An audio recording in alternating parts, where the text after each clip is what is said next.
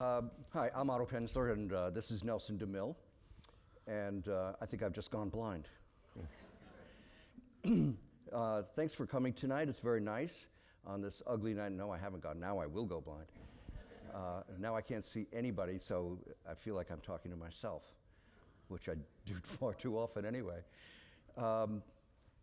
Just as a little preamble, my introduction that Sue just made was very nice, and it's largely true. I do know more about mystery, crime, suspense, thriller fiction than anybody. It's a sign of a misspent life, perhaps. But because I've read so much, I know quite a lot about the thriller field. And in the world today, there are a few really, really good, really talented writers. They tend to fall into two camps. There's the John le Carré, Charles McCarry camp, where they're beautifully written books and virtually nothing happens. Then there's the thriller, more of the thriller category, the Lee Child and Daniel Silva, where lots of stuff happens, but perhaps not always with the same attention to the poetry of the language as the other writers that I just mentioned. One of the things that separates Nelson from the others is that in his books, things happen. Lots of things happen. They're exciting, there's suspense, there are cliffhangers, there's surprises all along the way. And he does it with an ability to write sentences that occasionally, not often enough perhaps, but occasionally are poetic. And they're frequently quotable because of the style that is so memorable. And so this is why when people ask me today to name my 2 or 3 favorite thriller writers, suspense writers, espionage writers, Nelson is always either at or near the top. You would be at the top, except I published Charles McCarry. Okay, right. So you're my second favorite. Got it. So let's talk in a few things, if I may, generally. What got you started writing? Did you always want to write? Did you always write as a child? Or where did you go wrong? No. You're going to hear me, right? Am I going to hear me? Good. Thank you all for coming. And thank you, Otto, for that almost good introduction. Thank you. I appreciate that. Just had a review in the Providence Journal, Providence, Rhode Island newspaper, who actually just compared me to John le Carré. So there you go, you know. What was the question? It's going to be a long night, folks. I'll have to remind you, did you always want to write?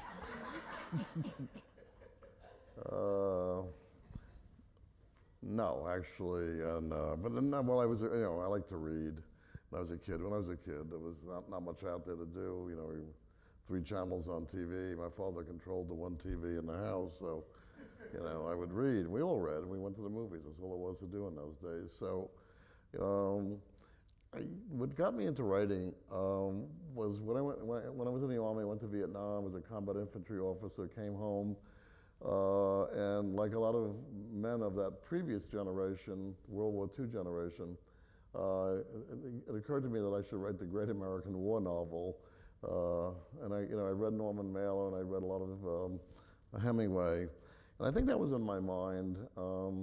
So it got me into the idea of writing, and I sat down and I was writing a war novel, and I showed it to a publisher here in New York who I knew, and he said, "It's good." I mean, publishers say things like, your writing is both good and original. However, what's good is not original, and what is original is not good. So he said, nobody cares about Vietnam. The war's still going on. He said, but this was the era of Serpico and Batman and Robin and NYPD. And there were a lot of series around NYPD, kind of police procedurals. So he said, here, read some of these and see if you can do this. And I did. So I became a pulp fiction writer. and I wrote about 12 or 13 of these books. I think they paid me, we're talking early 70s, about $1,200 each, and no royalties. But it got me into the writing, and so it kind of like my Army experience got me into the idea of writing, and then these pulp fiction things got me. But it was still a hobby. I did not quit the day job. I was not going to quit the day job for $1,200 a book. But I caught a break along the way. People ask me about writing. How do you get into the game? Well, it helps to live in New York, and because I knew this editor, from the Army, and then I knew somebody else who was an agent because I live in New York. I lived in New York in those days. I'm on the island now, but so I found an agent who introduced me to Bernie Geis. It's kind of legendary. Bernie Geis had published Jacqueline Suzanne's Valley of the Dolls, and he published William Peter Blatty before The Exorcist, and he published some Truman biographies and autobiography. So he's pretty big in the business. He liked me, he took me under his wing, he became my mentor, and we sat down and plotted a book called By the Rivers of Babylon, my first book, 1978.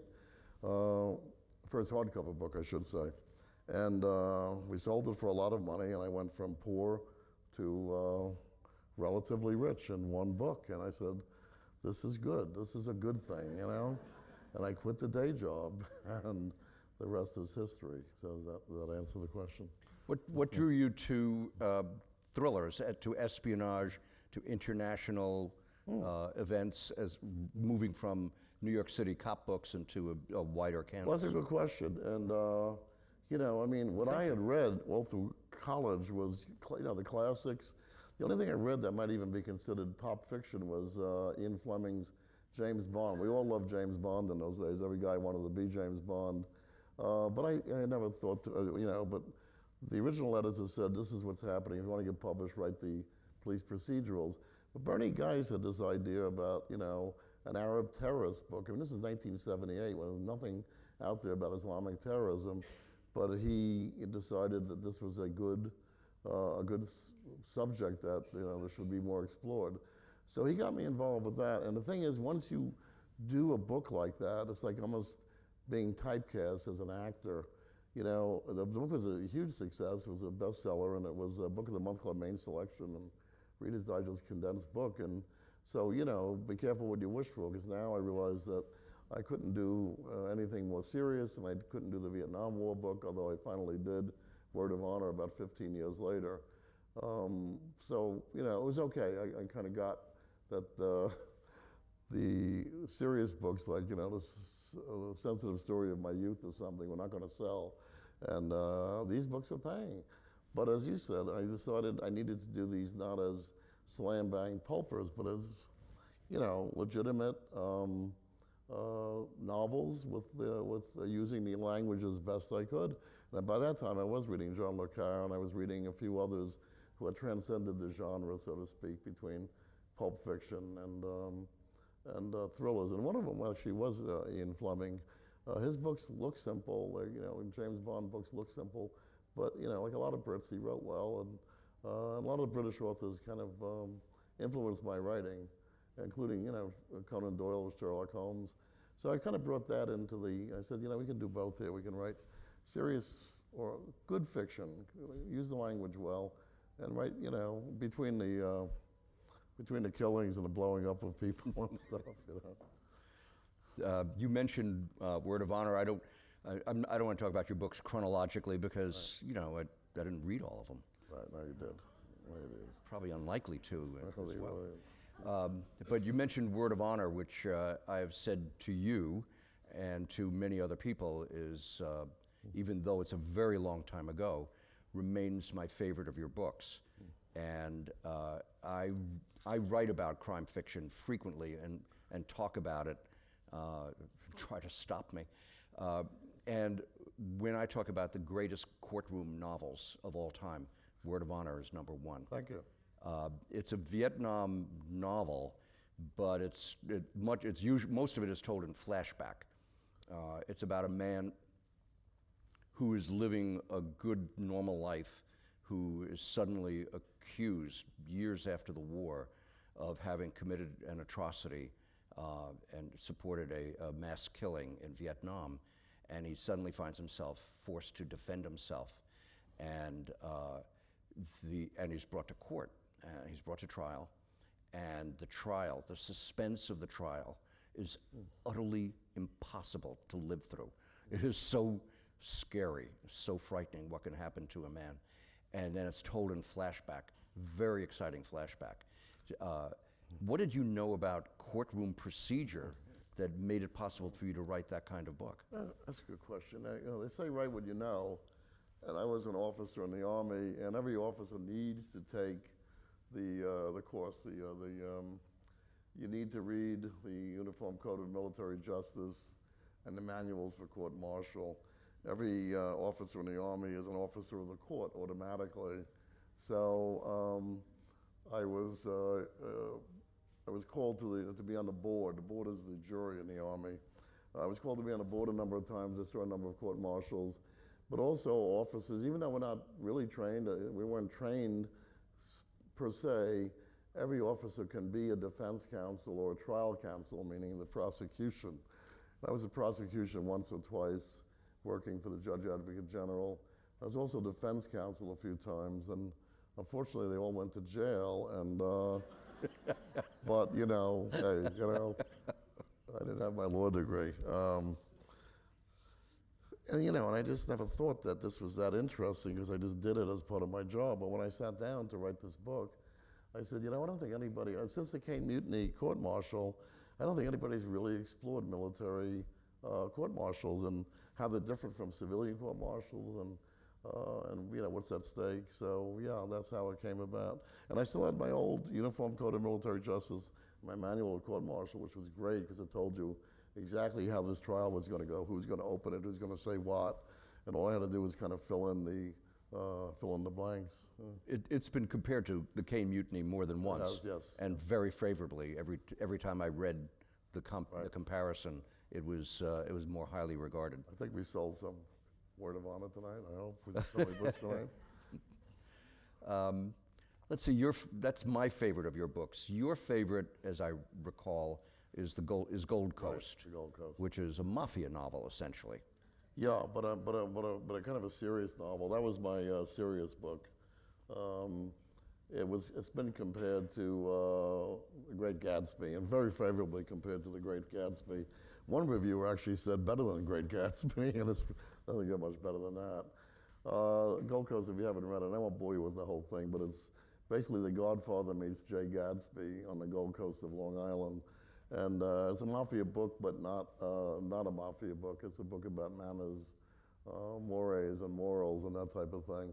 And I had fun with it. It was the first time I'd gotten out of the real action adventure stuff, and wrote a book that, I don't think anybody, well, it was one death in the book.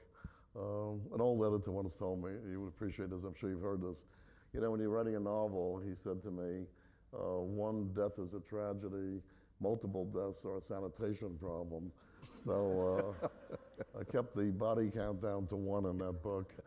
And that book, the publisher was kind of like, what are you doing? This is not what you write. And I said, this is a book inside of me. This book is going to do well. And it was a huge bestseller. And this is, when you're around long enough, you can call your own shots. So, but you want to still listen to the editor. And when I tell you, don't write the sensitive story of your youth, nobody cares. You listen to that. But picking subjects is maybe one of the most difficult parts of writing. And what makes you choose your subject? Well, different. Because you're going to devote a year of your life to Yes, this. you're going to devote a year of your life to this, and this is not instant gratification. If you're going off on a wrong thing, you got to be able to know when to take the manuscript and throw it in the garbage. And it's happened to me a few times, but not many times. Every subject has come from some other place. One of my books, Cathedral, was about the taking over of St. Patrick's Cathedral on St. Patrick's Day during the parade. And where it came about is I used to get tickets to the steps of St. Pat's during the parade. And it was Monsignor Rigney, who was the rector at St. Pat's. He used to give me a couple of tickets every year in exchange for a small donation, of course. But and one time, I was standing next to me on the steps was this guy, Captain Frank Bowles, NYPD, who had just started the New York City hostage negotiating unit. as a result of the Munich massacre, the Munich Olympics. And he had just begun this thing, and I was talking to him, and I said, this is fascinating. And he said to me, he said, like, the worst thing that can happen right now is the Irish Republican Army taking over this cathedral during the parade and making the cardinal hostage. I said, that's the worst thing that could happen. I think I have a novel, Thank you, Frank. So that's where they come from. Sometimes somebody mentions. What I'm doing now, this latest book is Radiant Angel. This is a series character, John Corey. So, you already have the character. All you need is the plot to plug into. John Corey started in your book Plum Island when he was a member of the NYPD. Right. And now he is a member of the, you keep changing the name of what he's doing, but he keeps doing the same thing. Anti-terrorist task force. But not in this novel. But not in this novel. But he does the same thing, basically, right, exactly. Although he's not supposed to. Talk a little about John Corey, because when I listen to John Corey speaking, I'm hearing you. Really? Wow. Because you're a lot alike. He's sarcastic. He's politically incorrect. Sounds like my ex-wife talking. You might. Well, Women are constantly attracted to him. There you go. So I don't know, some years ago, I don't remember what it was. I wrote this book, Plum Island, which was set out in the North Fork of Long Island. And Plum Island, as you know, was always thought to be a biological warfare research center. And so I thought this was an interesting thing, and so I sent the book out there, and I won't give it all away, but it has nothing to do with biological warfare, though people think it is as the book unfolds. It starts off as a murder mystery. But I created this character of John Corey, who was NYPD, wounded in the line of duty. He's out on the east end of Long Island convalescing, and the local sheriff comes to him and says, we have a double murder of 2 scientists at Plum Island. And can you help? And he said, no, I'm like convalescing, go away, But of course he helps. And anyway, it was a good book. I think it was a good book. But I had never written a series before. I never intended to write a series. I don't really like series myself. I don't read them much. I shouldn't say that. I mean, I read the old stuff like, Sherlock Holmes. But I never really read contemporary series. But after the book came out, what was happening is I was getting, literally thousands of fan letters saying, this is the greatest character, John Corey, we love John Corey. And these letters were coming from women more than men. I mean, women love this guy. He's just so politically incorrect, but men liked him too because he's a man's man. But women liked him for other reasons besides being politically incorrect. I said, I created this guy, and apparently, it's resonating out there. And I do listen to my readers. You have to listen to your readers. And so, but the publisher actually came to me and said the same thing. She said, would you consider a second John Corey book? And I said, well, it's worth a try. I don't like series because but I see this guy is paying the rent. He's definitely paying the rent. Sold a lot of books, and we're good. But he was NYPD, wounded in the line of duty. He's medically discharged in the book. And if you're NYPD and you're medically discharged, you get 75% disability. You can't go back on the force. But I needed, now I had this character. I had no job for him. What do I do with this guy, right? But a friend of mine, who I acknowledge in the back of all of my John Corey books, had been in NYPD, and he was now working as a contract agent for the Joint Terrorist Task Force at 26 Federal Plaza in Lower Manhattan. And again, sometimes it's staring you in the face. Sometimes you're too close to it. And I said to, I called Kenny. I said, first of all, I found out Corey can't go back on the force. And I said, what can this guy do? He says, he can do what I'm doing. He says, I am, retired early from NYPD, and this is what I'm doing. And I said, oh, great. So we found a job for John. Now he joins the Joint Terrorist Task Force, what I call the Anti-Terrorist Task Force. And he's now working, voila. He went from NYPD homicide detective to a contract agent working with on the anti-terrorists, and he's at the Mideast desk, so these are Islamic terrorists. And the first book was The Lion's Game. Lionsgate game. Lions game.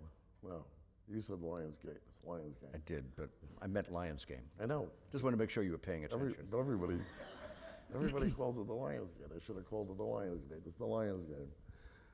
And that was hugely successful. So, I realized I was on to something. After about five, it was not about five, I did 5 books with John Corey, Anti-Terrorist Task Force. And like a lot of writers, I was getting weary of John Corey chasing Islamic terrorists all over the world. And I said, if I'm getting tired of this, I think the reader's going to get tired of it. I realized I had to do something. So I asked around, and somebody told me about the Special Surveillance Group, which I call in my book the Diplomatic Surveillance Group. And what the Special Surveillance Group does here in New York City is they keep an eye on the delegates and diplomats at all the various UN missions in New York. Not all of them, because you don't do it for your friends, but you do it with North Koreans and Cubans and Russians, etc. So I realized that John could have another job now. So he's kind of like forced out of the Anti-Terrorist Task Force because he's politically incorrect. They've had enough of him. And so he's kind of demoted to a what they call in the FBI. This is under the FBI, the Diplomatic Surveillance Group, which is actually the Special Surveillance Group. They call that group the Quiet End. This is where they put people who they don't want around anymore. So Corey is now in this like dead-end job, but Corey is a different kind of character. He's not going to sit there and take this dead-end job, but he likes it in a way because it gets him out of the office, gets him away from people. And so now he has to follow diplomats, and so I have him following the Russians. Why the Russians? Because, following the French would be boring. I don't know, but and we don't follow the French anyway.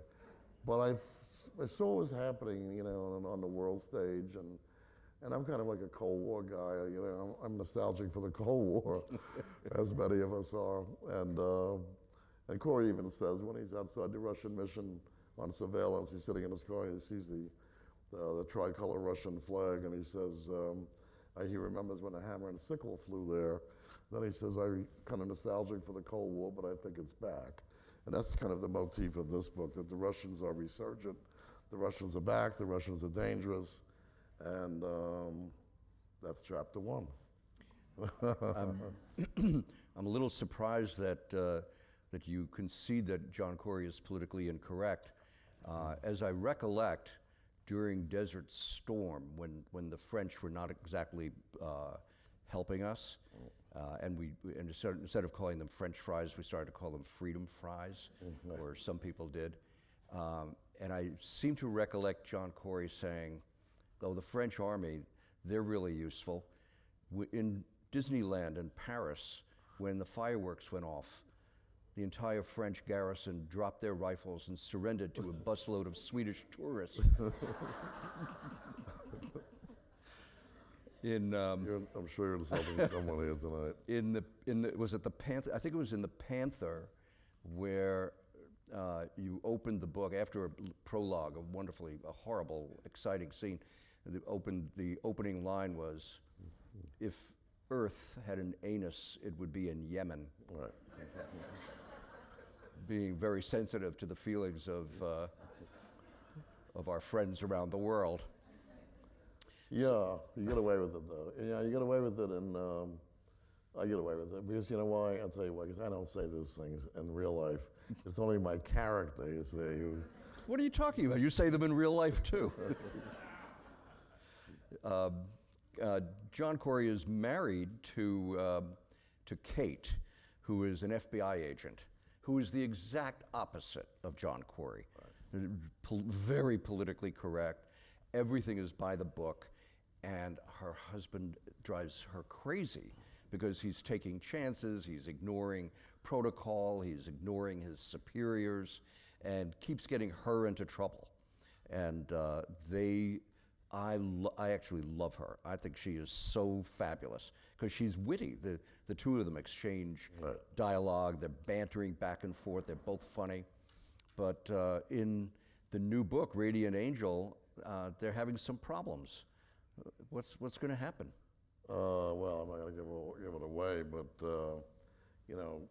Kate has got a promotion, and now she's a supervisory special agent, FBI, and she goes to Washington a lot on business with her supervisor, Tom Walsh, and which kind of irks Corey a little bit. And well, gosh, I can't give this away, but yeah, they're having some problems, which is another element of these books. There is some romance even in my thrillers because I think it's kind of neat. It's true.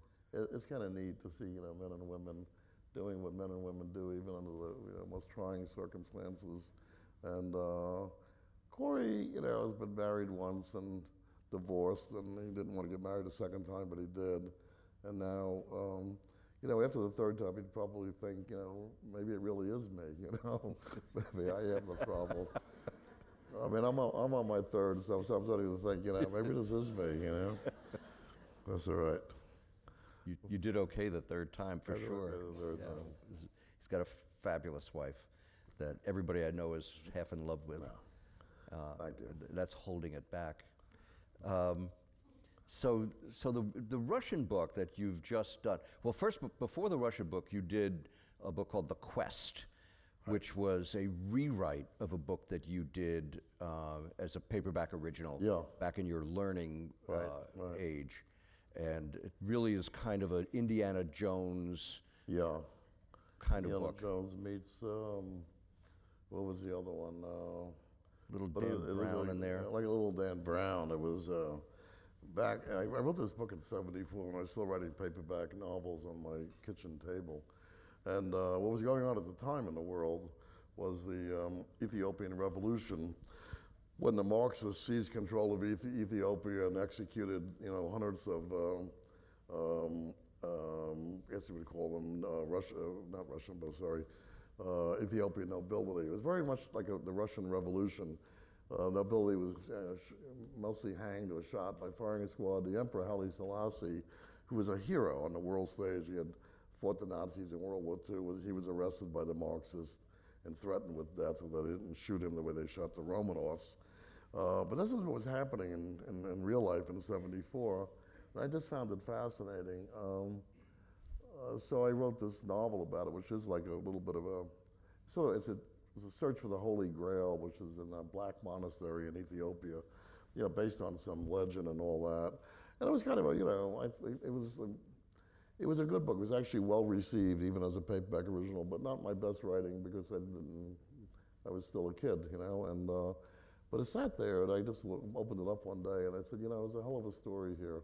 And this was about the time Dan Brown was making billions of dollars, with his book.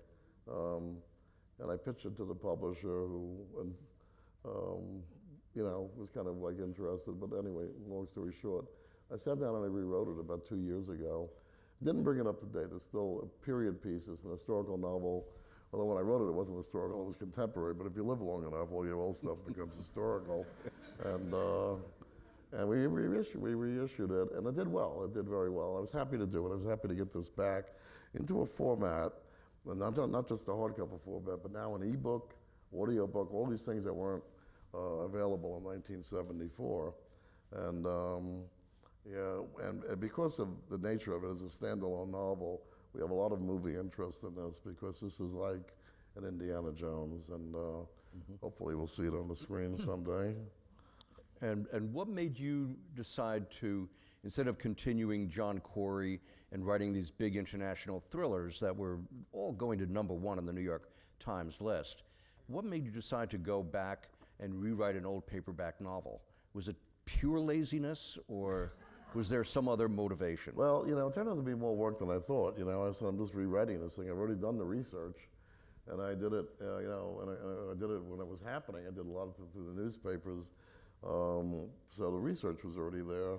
No, it wasn't laziness. It was like, I really liked the story. I mean, I liked the story. I thought it was, I wanted to outsell Dan Brown. I don't know, it was like, religious thrillers were kind of hot at that time, but by the time I got around to actually doing it, I think the religious thriller had its day. But it got good reviews, and it was just a good story. And I wanted to, of all my old books that were in paperback, original paperbacks, this was, I think, maybe the only one that I would have wanted to bring back. And I did it, so I just felt I think professionally satisfied, if you will. Didn't pay a lot of money. Well, actually it did, but So we're not going to start seeing rewrites of No. your New York police procedural No, paperback we originals. will not do that. Okay. All right.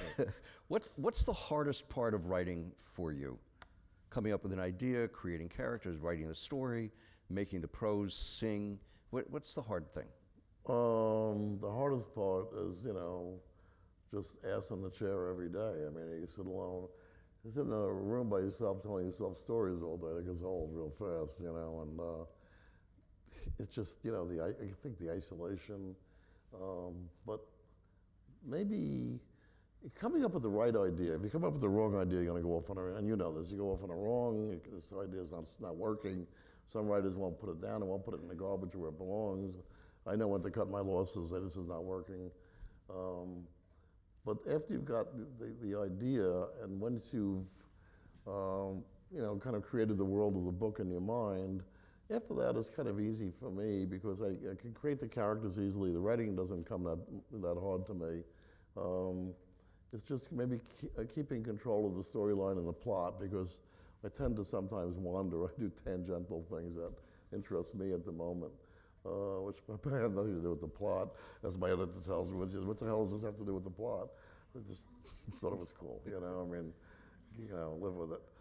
But I think, the test is if the author's not interested in what he's writing, the reader is definitely not going to be interested. So I try to amuse myself. Do you rely on your editor to help maybe turn back or trim some of those meanderings or? Yeah, I trust my editor, but I don't do what a lot of authors do, which is to show pieces of the book or first drafts. I show final draft, my final draft, but then she will, go through it chapter by chapter, and she happens to be here today. I'm going to say really nice things. She's down back there somewhere. I'll even do a shout out. Jamie Rabb has been my great editor for the last 10 books, and before her, Larry Kirschman was also here tonight. They're the ones. They're the reality check when this book is. Most of my books start off too bloated, and need somebody else to say cut this, cut that, tighten this, tighten that, and because I resist it because I think it's funny and cool, but it really is not part of the story. So, but I don't do that, chapter by chapter, because it's not fair to anybody. It's not fair to the writer or the editor. Passing around your first draft is like passing around samples of your sputum or something. It's like, nobody wants to see this, So my final draft goes to the editor, and then we go back and forth. And, after a relatively short period of time, maybe 30 days, we have a book that we can all agree on. Well, you write big books. Most of your books are pretty big, fat books, but I've never known anybody to call them bloated. Well, again, that's the editor. That's, and I'll shout out again, Larry and Jamie who are here. They know how to, deflate a bloated book. And my books would even be longer. I mean, but I think if I had the time, sometimes I would do the editing myself. But by the time, I mean, if I could put the book aside, and you know this, a lot of writers, if they have the time, will put the book aside for a month or two to get away from it, so you're not emotionally involved. But sometimes when you're writing, it's late at night, you're writing at 10 o'clock at night, you're writing the scene that you think is really great, but actually it sucks, but you don't know that because you put so much into it. And you're too emotionally involved with the thing, or you just grabbing onto the scene that took you a long time to write, it took a lot of research. And the only way you're going to cut that scene is if 2 or 3 months went by and you put that book aside. But that's not the way publishing works today. We're all on a deadline, and the deadline for the book is one date because they want to publish it on another date, and they need 6 months of lead time. So we never shortcut the process of the editing because we edit when the book is done.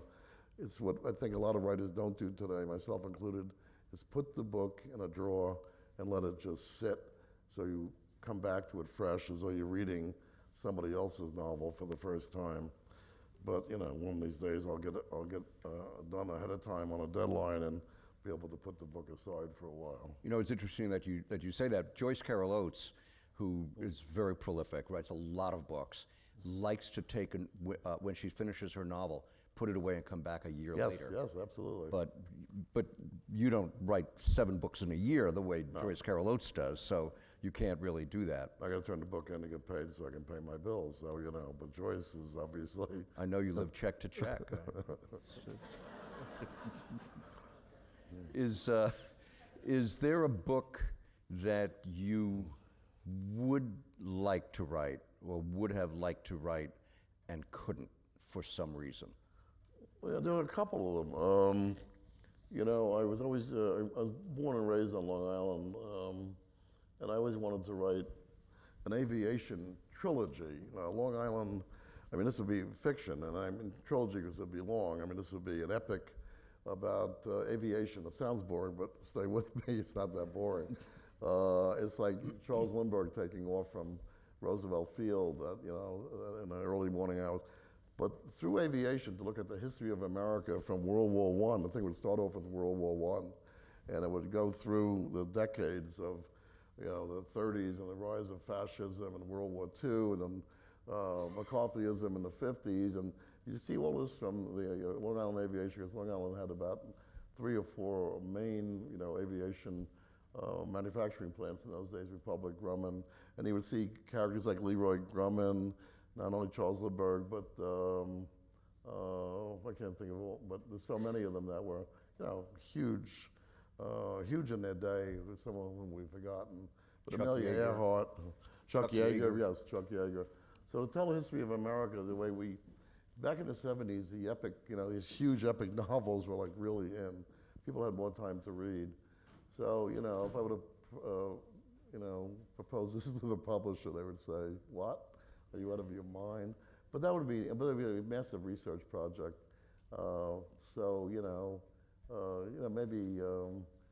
Maybe when I get older, or old. It's your line, Otto. You're supposed to say you're already there. I was reading some questions, otherwise I would have leaped right in. Yeah. Leapt right in. Leapt or leaped? These are questions from the audience, which I'm going to ask you about. Well, this one, it makes sense, but I think we've almost already asked it. If you could be one of your characters, who would you be? Oh gosh, well, we didn't really cover that. Well, whether you want to be or not, you are John Corey, so. Well, I would not want to be John Corey.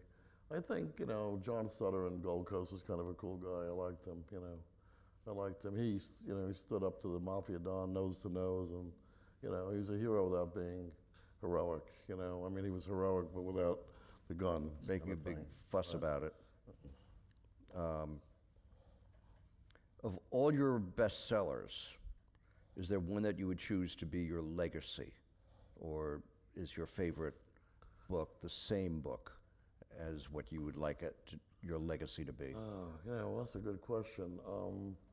I would say Gold Coast off the top of my head because it was the one that was compared favorably to The Great Gatsby. And the book is kind of timeless. You could read it. I wrote it 20 years ago. You could read it today, and it's as entertaining. The one that actually sells the best in backlist, continuous paperback sales, is The Charm School, which is a Cold War thriller. That that the Cold War is over. When I wrote the book, when I finally published the book, the Cold War was about to end. By the time the paperback came out, the Cold War was over. I thought, my God, this book is going to go down the tube. The Cold War is over. Nobody wants to read this. It has been a huge, strong seller year after year, because now, like I said before, if you live long enough, your contemporary books become history. You can send a little thank you note to Putin. Right. Exactly. The end of the Cold War. I'm not sure how many of you are longtime readers of espionage fiction, but John le Carré's entire career was built on writing Cold War novels, and so was his contemporary, who always was mentioned in the same sentence, Len Deighton. Right. And when the Cold War ended and the wall came down, Len Deighton had no idea what to do. Right, exactly. He set a book in Central America. I said a book in Los Angeles. They tanked. Yeah. And you've not heard Len Dayton's name in 20 years. So Yeah, that's why I moved on. I mean, I hadn't really written much to do with the Cold War. The Talbot Odyssey, one of my earlier books, was about the Cold War. But, we always knew that the Cold War was there, and that when you were looking for a plot, you could always reach into that bag and pull out a Cold War plot. There were millions of them, and they were all great. All to do with nuclear annihilation and Russian spies and sexy women who were wait a minute, really that's the new book. Right, it was the new book. But when the Cold War ended, I realized I had to go. But I wasn't a Cold War writer per se, and yet, the Cold War was like a defining time in our lives, and yet nobody deals with it anymore. People forgot it like it didn't, like it never happened. If you notice, you never see a Hollywood movie made about the Cold War. I mean, one of the last ones came out when the Cold War was over, which was Hunt for Red October, and I haven't really seen a strong, Cold War novel or Cold War movie since then. Yeah. Right? It's like it never happened. But World War II, we're doing again and again and again and again. Well, the Cold War tended to be more cerebral. Right. Nothing happened. Buildings weren't being blown up, and yeah. millions of people didn't die. Right. But I went to Moscow while I was writing the book during the bad days of the Cold War, and Nick Daniloff had just been arrested like the day I got there or something. And a couple of days before I got there, he was I think it was Newsweek reporter, and it was really at the height of the Cold War. This was like '87. It was October of '87, and the Chernobyl had blown in I think May. So the place was like, not only was it radioactive, but now they were arresting people on the street, and so my wife at the time didn't want to go. My ex-wife at that time wanted me to go. She said no. But that's another story. But I went, and it was absolutely fascinating. And in my book, you talk about prescient. I don't know if you talked about how prescient I am, but talk about prescient. Your book, you mean Radiant Angel? No, the Cold War book I did, which was Charm School. Charm School, okay. One of the characters in this book, because I was in Moscow for 2 weeks, I said, this place is falling apart. This is not going to, So I wrote, one of my characters says in the book, communism has less than 10 years left. And I was wrong, it had 2 years left. This is amazing, because you could tell what was happening. The CIA couldn't tell, but I could tell. That place was on borrowed time in '87, and sure enough, in '89, it just totally collapsed in time for my book to come out, Not that it's all about me, Otto. We understand that. I think we all know that. Right. This is good. What's the time frame for you from the moment that you have your idea for the book and you know it's the right idea until the time it's actually published? How long does that process take? The short answer is about 16 months. You got the idea, but you always want the publisher and the editors to be part of the process. You want everybody to have skin in the game, so you talk it out a little bit. You have a meeting sometimes. Sometimes you just do memos. And then eventually that leads to a 10 or 15 page outline précis, and by the time that's accepted, and maybe a couple of months have gone by, and maybe if I think that this is definitely the book everybody's going to want, I might be doing some research, but if not, I'll be doing something else. Then you got to do the research on that book that is disapproved. So from beginning to end, it's about 16 months, from the time that it's really just put to bed and finished. It's a long time. 16 months, that's pretty precise. So About 16. a book like The Quest, which you'd already written and now you're just rewriting That it. was different, though, No, that was like 6 That wasn't months. 16 months. No, and this last book, Radiant Angel, Radiant Angel wasn't was 16 approved months. pretty quickly. It was just a process. It depends on the process falls and where, look, it was, the holiday time, But your average dealing big with it, international thriller, 16 months. Yeah, from conception to completion is 16 months. But then, Your books are published almost immediately after you finish. Well, they're not, though. 3 to 5 to 6, 5 months, and so by that time you hope that the world events haven't overtaken the book, and Islamic terrorists haven't surrendered, and or whatever you're writing about. It could be You can't chase the headlines because the headlines are going to change. You have to kind of look down on the horizon and say, what is still going to be timely 2 years from now? Because by the time the book is published, 2 years have gone by. The hardcover, paperback could take another year. And that's what happened with the Charm School, where the paperback was published after the wall had come down and the Soviet Union had imploded. I thought it would affect sales, but it didn't. So, goes to show you, how do you know, Once you have your idea for the book and you know what you're going to write, do you know the ending of the book at that time? Sometimes, yeah, not every time, not every time. Sometimes you have to go, with the General's Daughter, which is really a murder mystery. It's set on a military base. It was a murder mystery, and murder mysteries are tough to write, and you know this because you deal with this. They're a lot more difficult than it looks like. I didn't know who the hell the killer was at the end. When I came to the end of the book, I said, who's the bad guy? We don't know. So, but I had to go back and reread and say, now we got to drop clues. I finally figured out who it was going to be, and but you have to drop clues. And the nice thing about writing is you can go back and rearrange history to make it logical at the end. But that one I didn't know because a murder mystery. I was kind of following, and the reader was following the detective who was played by John Travolta. His name I can't remember. It's my own book. What the hell is his name? Paul Brenner. Thank you. But sometimes right off the top, you're gonna and then you work toward that ending. So everything you write is gonna be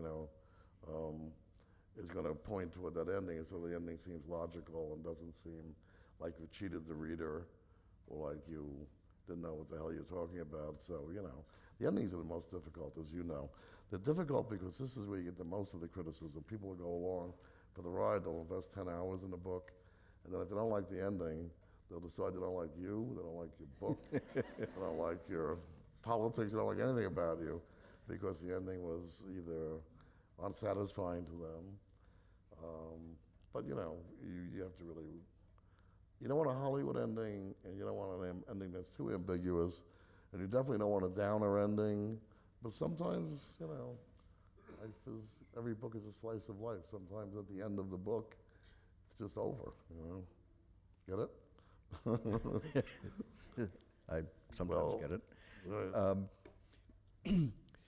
How much of your books is fact-based and how much is fiction?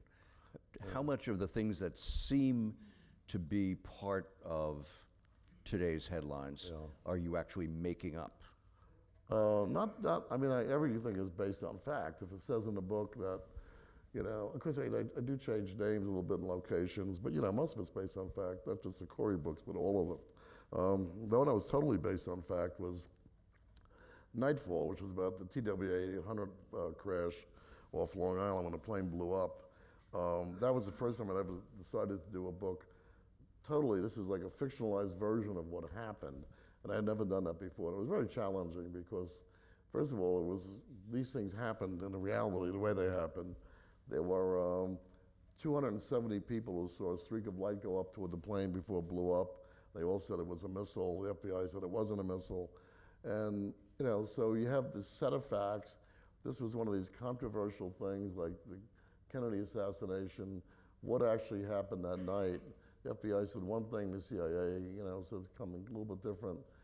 National Transportation Safety Board said this, but it wasn't so much a conspiracy theorist, but it was real people on the ground, 270 witnesses who saw something else happen that night.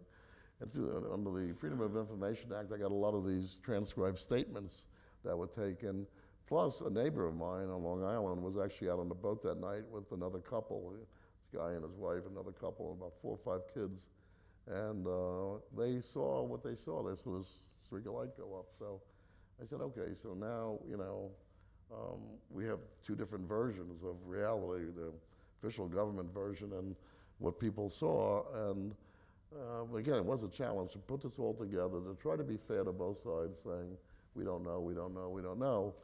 And it was a great book. I think it was a great book. People loved the book. It didn't exploit the tragedy. It really delved into what might have happened that night. But at the end, and this is a case of the ending, there was so much negative comments about the ending. They said, you didn't tell us what happened at the end. Well, we don't know what happened at the end. That's the whole point. The point is that this is still a mystery, and that's the way you end these. Any writer will tell you that when you're really fictionalizing something that's real, and you sometimes you have the idea if you're writing a fictionalized version of Custer's Last Stand, we know what happened there. But if you're talking about, something that remains a mystery, like the Kennedy assassination, or even the Lindbergh baby kidnapping, we're not quite sure what happened, and you got to kind of leave it ambiguous. But that's the first time I'd done that, really taken a real thing and fictionalized it, and probably would not do it again. Although it was a successful book, I think it was just too much. It was a really good book, but it really was more of a detective novel than it was international thriller. Right. Yeah. That was Yeah. That was more local and the writer I think has an obligation to answer the question to be factual. Sometimes when I get information from the Joint Terrorist Task Force, they say don't tell me it is, but don't say it. So okay, change it a little bit, and I do. One fact slipped through in Radiant Angel. Somebody told me that there were 140 men and women on the special surveillance group watching the Russian, or not just the Russians, watching UN diplomats in general. They said, but don't say that, say it's more, or something like that. Scare the hell out of them. But I was going through my notes, and it was like, and when I was writing, I used the real figure of 140, which I didn't like because, it was real. And so those are the kinds of things when you're doing these kinds of books, you got to say, I'm not going to betray a confidence, but on the other hand, I want the thing to sound real. People think you sit down and you write, you don't just sit down and write, you do massive amounts of research.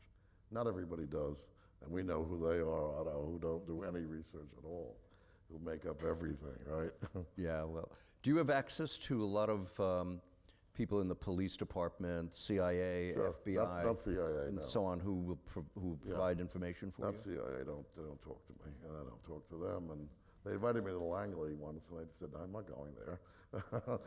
I don't know why they're inviting me to Langley. The FBI has been very good, very forthcoming, because I'm fair, and they like the exposure to some extent. Retired FBI speak more freely, obviously. NYPD has been very good, and so the CIA stuff you kind of make that up a little bit because they are a closed world, and there's been great books done on the CIA, but it's funny that in novels, recent novels, I mean recent maybe 20, 30 years, the CIA are always the bad guys. They're always up to something, sinister, which may or may not be true, but. And funny, when we grew up in the 60s, the intelligence establishment, including James Bond and his American intelligence buddies, the CIA guys, Felix, whatever his name was, were always the good guys. And somewhere along the line it changed. So there's another answer. There's an answer to one of the previous questions. I would love to do a CIA book where the CIA were actually the heroes, but I don't think anybody would believe it. Or I think it actually changed with James Grady's novel, 6 Days of the Condor. About that time, right? Exactly. Which is the first significant novel where the CIA were seen to be killing, right? Exactly. To be the bad guys. That was a great book and a great movie. Yeah. 3 Days of the Condor was the movie, right? Yeah. 6 days, but for you, 3. For Hollywood, 3 is good enough. Do you ever use one of your characters, especially John Corey, who I just maintain is you? Do you live your fantasies through him? No. Let him do No. things that you would like to do yourself, but you'd get into way too much trouble if you did? Well, it's like is it a Walter Mitty thing? No, but it is good therapy. It's good therapy. My daughter's a psychologist, and she says, thank God you're writing this stuff because you'll never need me, but if you ever stop writing, you probably will. It's just good therapy, I mean, it's fantasies, sexual or otherwise. But do I think I'm these people? No, I'm not. But, although when I was writing Word of Honor, because that was a more personal book about, combat infantrymen in Vietnam, and also Upcountry, another, my only 2 books about Vietnam. Yeah, I remembered, those days, so to speak, and, but as you get a little bit older, you get a little more, sedate, and, we don't do things like we used to do, and we try to stay out of trouble, right? We try. If you hadn't become an author, Yeah. what would you have done? Are you reading these there questions? any- Are you making this up? Is this? I make some up and some I'm reading. Yeah, but, well, one of my passions was archaeology, and I really wanted to become an archaeologist, and this was even before Indiana Jones. I just thought it was a cool thing where you were cerebral at the same time. You do physical stuff. You go out into the wilds and you uncover Mayan cities. So yeah, and I love architecture. I would have been either an architect or an archaeologist, and perhaps both. So that's what I would have done. Okay. But it doesn't pay as much. Oh yeah, I want to make a lot of money. I'm going to become a writer. Hey, I did it for 5 years, and it was the kind of job you had to save up for, and wasn't doing well for 5 years. Okay, this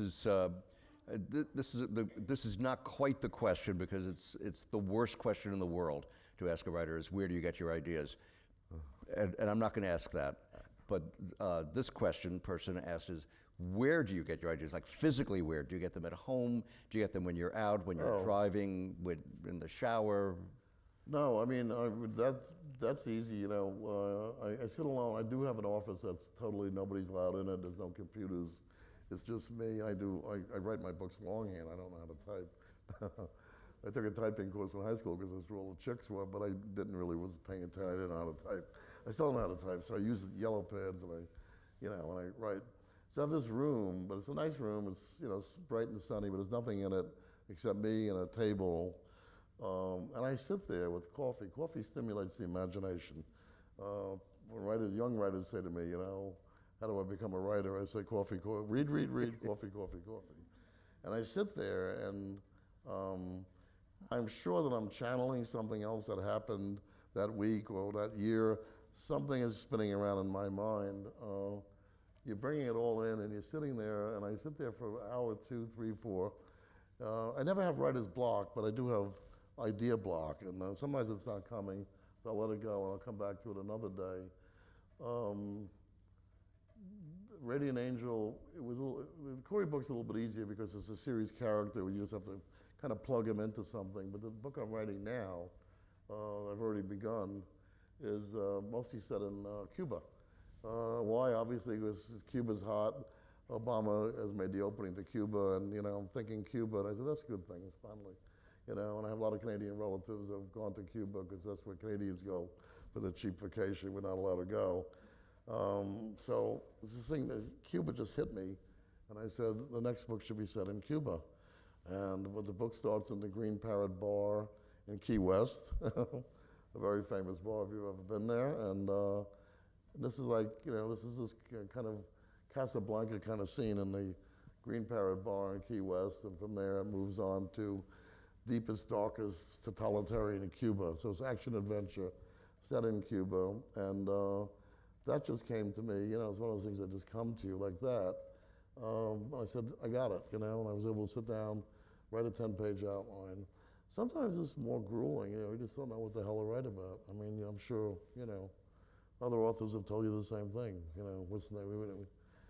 We can't reach into the Cold War bag anymore because that's gone.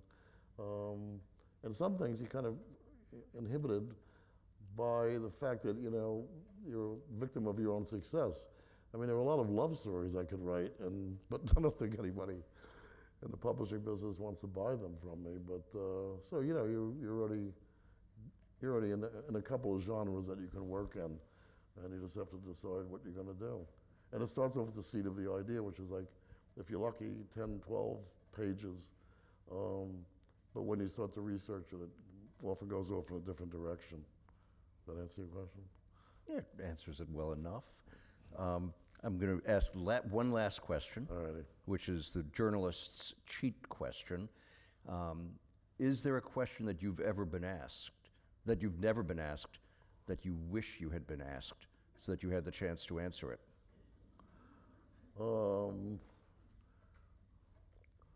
That might have been the question. What have I been asked? You could say no if you have no idea. Well, every once in a while, mostly questions about writing. A lot of people don't ask about the writing process.